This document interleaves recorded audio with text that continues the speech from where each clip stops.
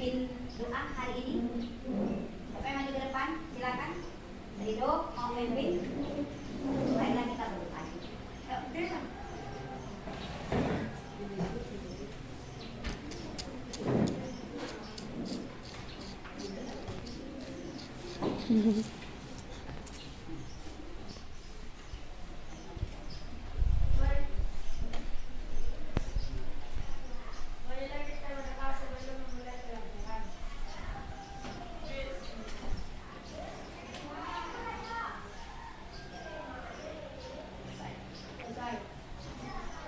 Terima kasih ya Ridho. Ananda semua, kita nyanyi dulu ya. Nyanyi bintang kecil sesuai dengan materi kita hari ini. Bintang di langit. 1, 2, 3. Bintang kecil di langit yang biru, amat banyak menghias angkasa.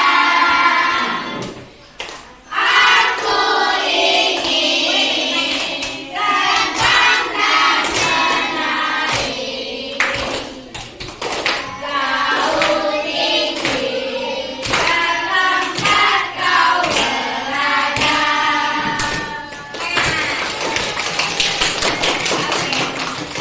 Semangat? Kita siap belajar? Siap. Nah, kemarin kita udah bahas mengenai sistem tata surya kita. Masih ingat? Masih. Yang sebagai pusat tata surya kita apa? Coba bilang. Matahari. Yang termasuk benda-benda langit apa? Bintang. Satelit, komet, planet, meteor, asteroid, yang bintang anak ibu. Ya, nah yang benda langit itu memang itu ada bintang, ada planet, satelit, komet, meteor, apa lagi? Asteroid. Ya, dan pusat tata suryanya adalah matahari.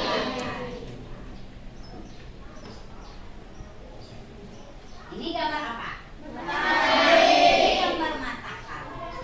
Matahari ini adalah pusat tata surya kita, dialah bintang untuk sebagai pusat tata surya. Dan dia yang paling besar. Kenapa dia disebut pusat tata surya? Apa lagi? Apa lagi? Apa lagi yang bisa menjelaskan kenapa dia disebut sebagai pusat tata surya? Pusat tata surya karena semua benda langit. Nah, semua benda langit mengelilingi matahari. Matahari mempunyai gaya gravitasi yang paling besar. Nah, ibu punya matahari. Sekarang siapa yang punya planet? Ayo berdiri dekat ibu. Maju. Yang punya planet. Bisa dari situ, Din. Dari situ, Din. Ya, nampak. Ibu, kalau matahari mana? Paling? Matahari paling? Paling ujung. Siapa yang dekat ibu? Siapa yang dekat ibu? Siapa yang punya planet dekat ibu? Yang nomor 1. Planet nomor 1. Ayo ke depan. Tadi.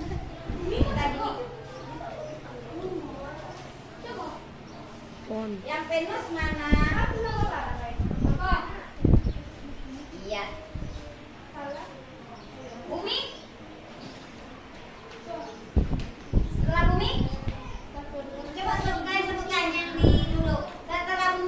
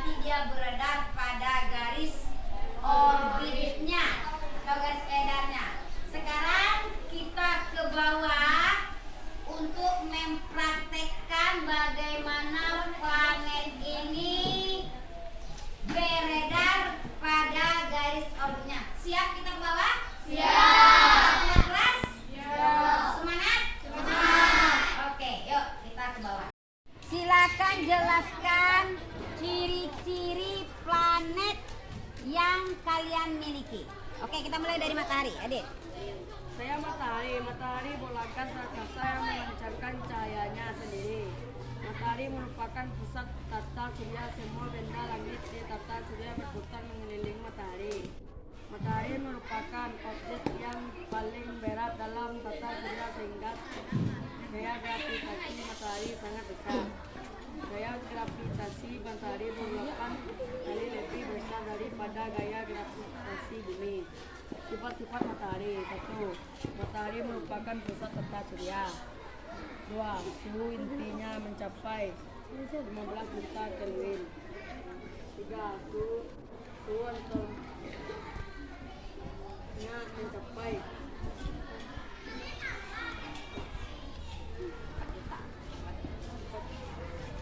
4 juta Kelvin. 4. Sumber energi terbesar di tata surya. 6.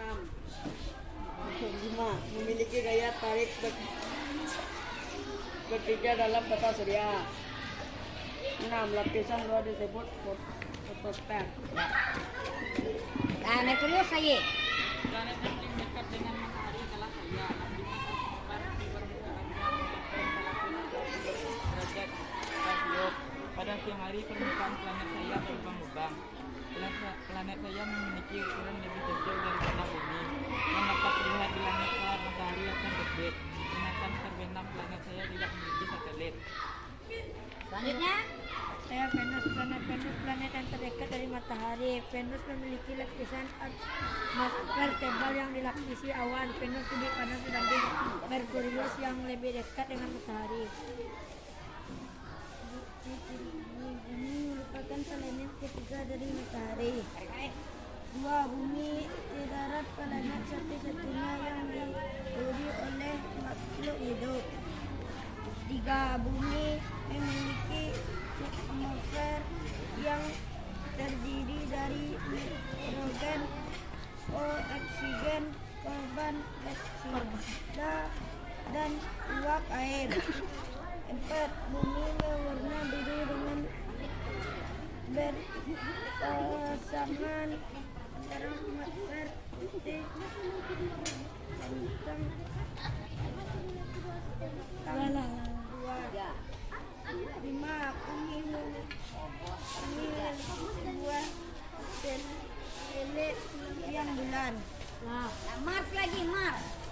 Mengerucut sebagai planet merah, planet ini disebut paling menyerupai bumi. Satu hari di Mars sama dengan 24,6 jam di bumi. Dia juga memiliki kutub yang diselimuti es. Suhu udara di Mars lebih dingin daripada suhu di bumi, yaitu 63 derajat Celcius.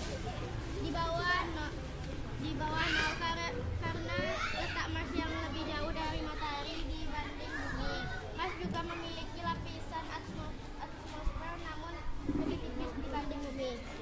Ciri-ciri planet Jupiter. Jupiter merupakan planet terbesar dalam tata surya. Besar Jupiter 11 kali besar bumi sehingga sering disebut planet raksasa.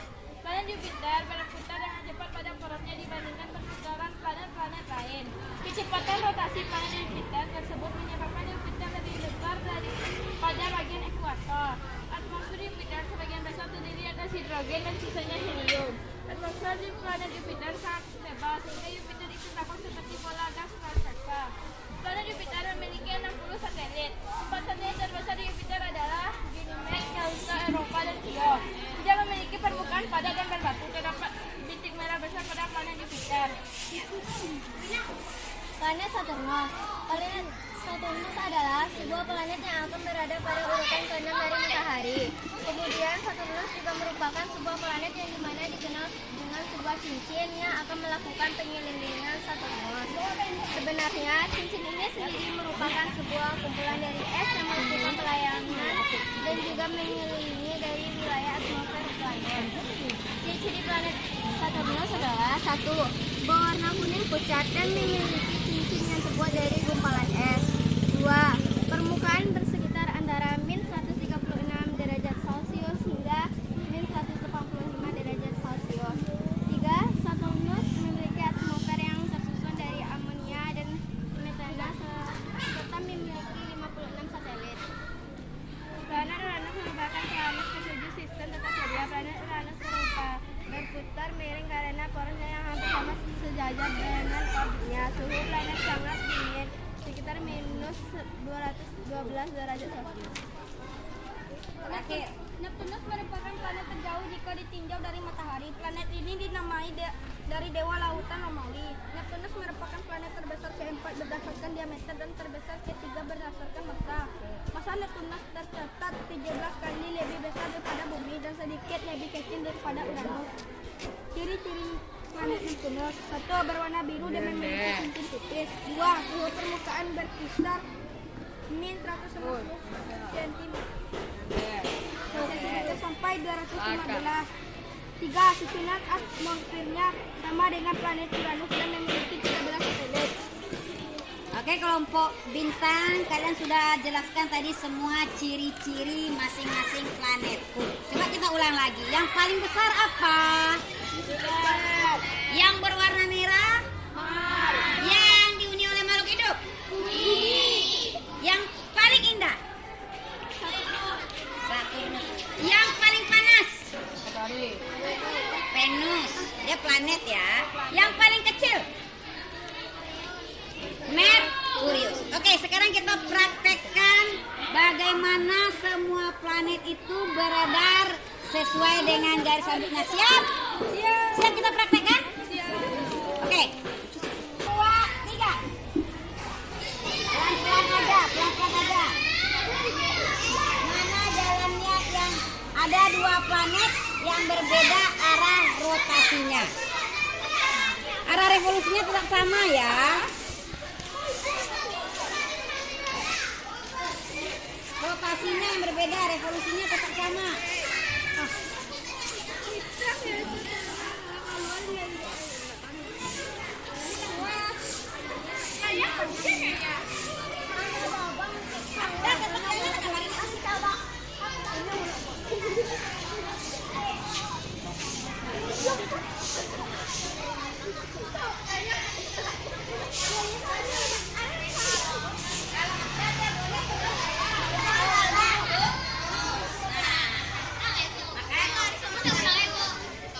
Udah dipraktekkan?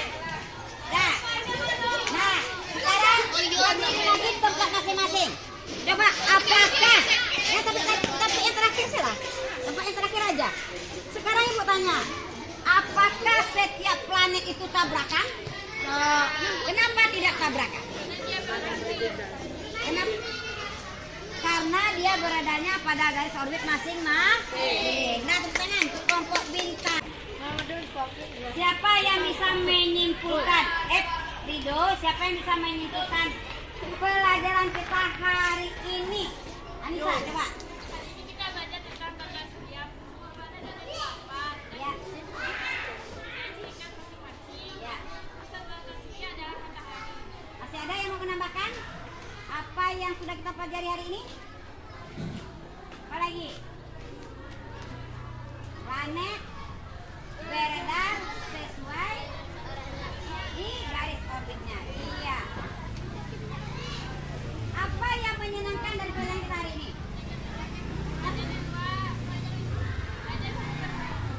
Belajar sambil bermain. Kemudian apa lagi yang menyenangkan? Belajar di luar kelas. Iya. Apakah masih ada yang kita perbaiki dari pelajaran kita hari ini? Apa yang perlu kita perbaiki dari pelajaran kita hari ini? Apa? Keras-keras saya. Apa? Kompakannya harus lebih kompak lagi ya besok-besok ya. Ya. Dari pembelajaran yang telah saya laksanakan tadi, saya akan merefleksi pembelajaran tersebut mulai dari saya merancang sampai saya melaksanakan pembelajarannya. Yang pertama mengenai perasaan saya. Saya sangat antusias sekali ketika merancang pembelajaran berdiferensiasi yang berintegrasi dengan kompetensi sosial emosional. Karena dengan begitu saya dapat menyesuaikan pembelajaran yang menurut kebutuhan murid serta menciptakan pembelajaran yang menyenangkan. Dan saya juga dapat menanamkan pembelajaran sosial emosional kepada murid saya. Saya juga sangat bahagia sekali melihat murid saya sangat antusias menjalani pembelajaran yang saya laksanakan. Di sini kelihatan bukan hanya keterampilan pengetahuan yang murid tunjukkan, tapi juga keterampilan sosial emosionalnya, seperti menjalin kerjasama yang baik dalam kelompok, kesadaran diri akan tugas masing-masing dalam kelompok, serta bertanggung jawab dengan keputusan yang telah diambil akan peran masing-masing dalam kelompok.